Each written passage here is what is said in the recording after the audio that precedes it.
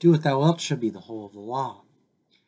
In this video, I'll be reading the first of 5 sections of a paper entitled Genealogy and Rectification of the Lesser Ritual of the Pentagram as a Site of Jewish-Christian-Neopagan Esoteric Intersectionality, written by Carrie Sealine.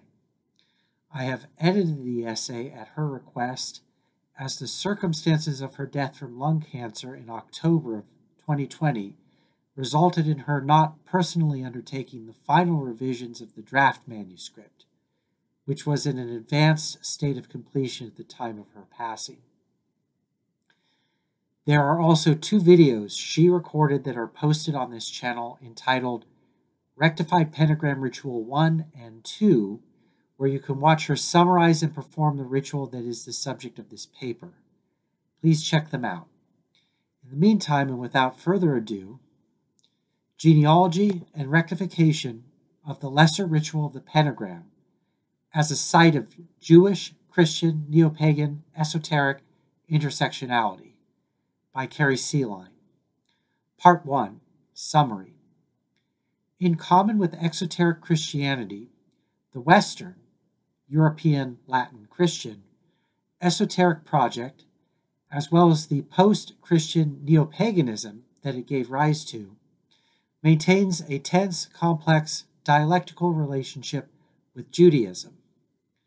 In the religio-political structure of pre- and early modern Europe, esotericism's dual status, subaltern within Christianity, relatively more normative within Judaism, created conditions for mutually constructive cultural exchange and transmission, as well as for misappropriation and erasure.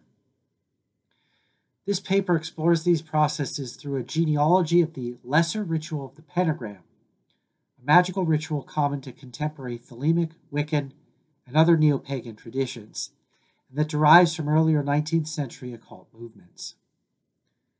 A close reading of the ritual's language and form reveals intertextual connections with Jewish biblical, rabbinic, Hekkelot, Midrashic, and Kabbalistic literatures in its words of power.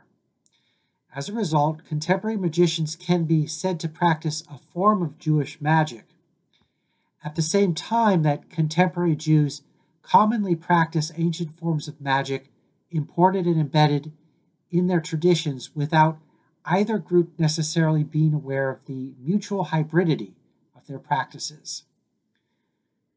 For the contemporary neopagan magical operator, this ignorance or lack of awareness potentially reinscribes and reproduces the elements of Christian supersessionism and colonial appropriation implicit within the genealogy of Western esotericism, via the denigration of cultural material through a syncretism or synthesis that erases the concrete dialogical processes of historical transmission in favor of appeal to the mythological narrative of an amorphous ancient wisdom or primordial tradition, in terms of which cultural specificity and difference are elided. This paper seeks to address and correct the background of the Christian ideology of supersession and appropriation, still largely unexamined throughout much of neopaganism today, by first making explicit the historical genealogy of the Kabbalistic Rosicrucian hybridity of the lesser ritual of the pentagram, and second, by describing a rectified version of the ritual, suitable for magical use by both Jews and Gentiles, that restores and clarifies the Kabbalistic symbolism of the ritual. By critically interrogating esotericism's dual subaltern-dominant historical status, and examining the spaces of and in between dominance and subalternity, we find a flow of texts, an exchange of ideas, language, and symbols. This genealogy of cross-cultural interpretation does not follow direct paths of unbroken transmission, but rather involves repetitions of thought, symbol, sound, and language in a multiplicity of locations at various points of time. These repetitions, or rectifications, signal the magical efficacy of ancient Near Eastern semiotic ideologies of temple, priest, heavenly divine beings, celestial chariot, and sacred bureaucracy. Very simply put, these practices and words have the power to connect the magical worker to the dimension of the sacred, regardless of the form that sacrality takes in the practitioner's mind or where and when the ritual takes place. As we will see, the various elements of the lesser ritual of the pentagram consists of texts from Hebrew and Jewish temple service, magical liturgy, chariot mysticism, and angelology, which are, in turn, the products of centuries of cultural emergence, convergence, synthesis, and adaptation under the very conditions of ancient Near Eastern and/or West Asian civilizations.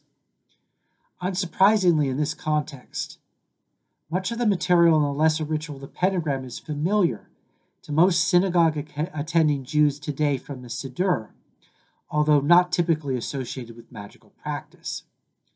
Non-Jewish practitioners, on the other hand, unfamiliar with Hebrew and ignorant largely of Jewish liturgy, receive this material decontextualized from its Jewish sources. In this way, the language of power used in the pentagram ritual can be experienced purely and simply as magical language. However, this decontextualization also effectively erases Jewish presence from the Western esoteric traditions. The Rosicrucian Christianization of the ritual further covers over this erasure. Nevertheless, Jews practice magic and magicians practice Judaism as the originally Jewish words and symbols of the lesser ritual of the pentagram move across colonially imposed boundaries in lines of flight to permeate Jewish, Christian, and Western Neopagan and esoteric new religious movements. Rectifying the lesser ritual of the pentagram through the recovery of its Jewish genealogy hermeneutically discloses its radical liberatory potential as a ritual practice to gain power, and permits it to be critically and constructively delinked from the Western, i.e. Christian colonial, ideologies of domination that pervade the history of Western esotericism. Love is the law, love under will.